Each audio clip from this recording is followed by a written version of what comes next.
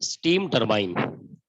तो जैसा कि मैंने आपको जो पावर प्लांट का साइकिल पढ़ाया था, जिसमें हम पावर प्रोड्यूस करते हैं, तो उसमें हम लोगों ने जाना था कि वहां पर एक तो बॉयलर होता है, बॉयलर से वाटर स्टीम में कन्वर्ट होता है और ये स्टीम वहां पर भेजा जाता है स्टीम टरबाइन में।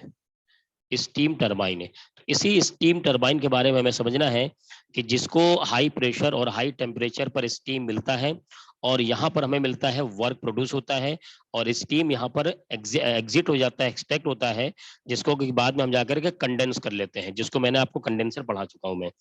तो इस स्टीम टरबाइन के बारे में हमें पढ़ना है। A steam turbine is a prime mover in which rotary motion is obtained by dynamic action of steam.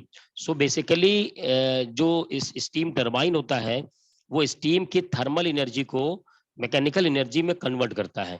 और ये कैसे कन्वर्ट होता है कि एक प्राइम मूवर इसमें लगा होता है जिससे कि एक रोटरी मोशन हमें वहां पर ऑब्टेन्ड होता है। A steam turbine is essentially contains two parts such as nozzle and moving blade or rotor. तो आमतौर पर इसमें कई सारे कंपोनेंट्स होते हैं, लेकिन जो मेन दो कंपोनेंट होते हैं स्टीम टरबाइन में, एक होता है नोजल और दूसरा होता है मूविंग ब्लेड या जिसे हम रोटर भी कहते हैं। बात करते हैं क्लासिफिकेशन ऑफ टरबाइन। तो टरबाइन को कई बेसिस पर क्लासिफाई किया गया है। जो सबसे फर्स्ट बेसिस क्लासिफाई किया गया जो सबसे ज्यादा इंपॉर्टेंट है वो है based on mode of steam turbine. तो first one is impulse turbine and second is reaction turbine. यही दोनों आपके सिलेबस में है और यही दोनों आपको पढ़ना भी है, मेन इंपॉर्टेंट है। सेकंड क्लासिफिकेशन है based on direction of steam turbine, axial flow turbine, radial flow turbine and mix turbine. Next classification based on number of stages, single stage turbine and multi-stage turbine. And fourth one is based on the pressure of steam, low pressure turbine, medium pressure turbine and high pressure turbine. So this is the classification of turbine. Next, we'll move on the explanation of impulse turbine.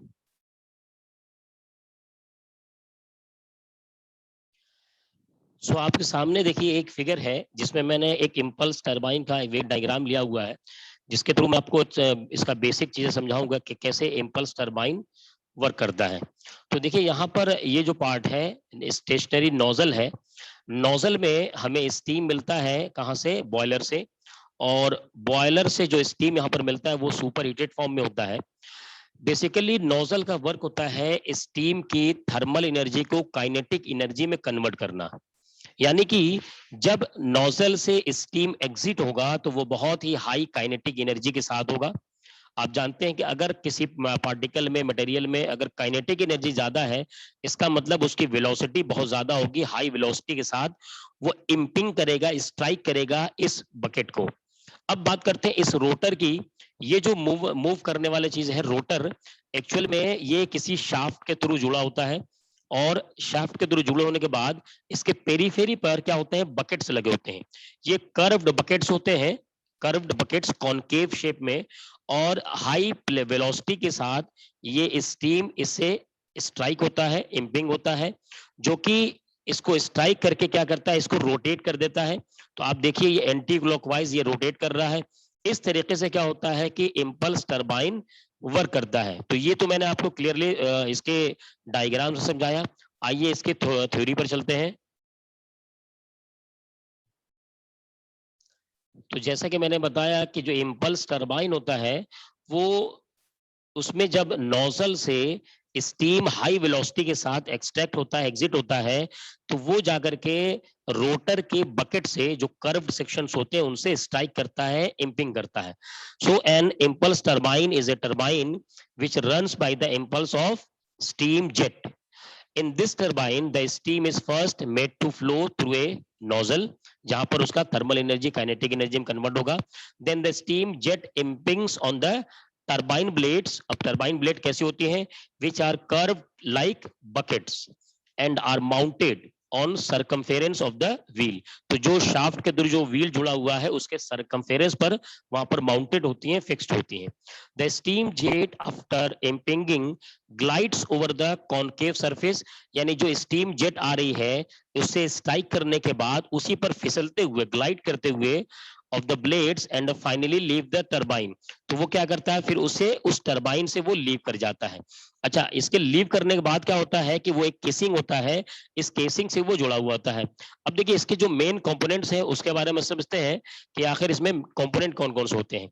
हमें जो impulse turbine पढ़ना है वो है D level impulse turbine. ये most important जो एक topic है, डी लेवल इंपल्स टरबाइन।